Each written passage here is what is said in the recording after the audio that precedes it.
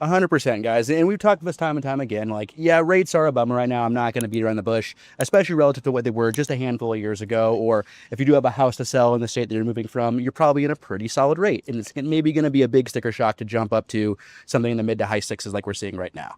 However, there's a lot of things that come along with that sacrifice, right? So we're no longer, from the real estate side of things, typically speaking, having to compete and end up going above asking, right? Oh. So most homes are closing, I would say at asking to even a couple percentage points under asking, right in that range, versus just a handful of years ago, they were going, maybe the other way, a couple 1 to 3 points above asking. So that's a big savings over the lifetime of your loan right there, right?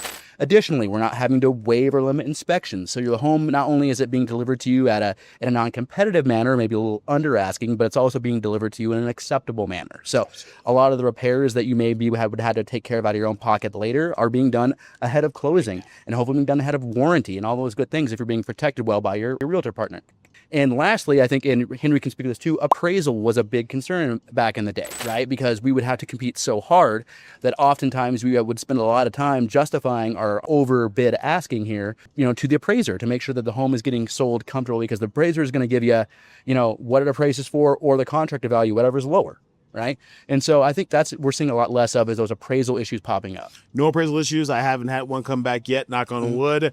And if the appraisal comes in lower than the sell price of the property, then that money comes out of your pocket, whatever the difference is. So let me give you an example.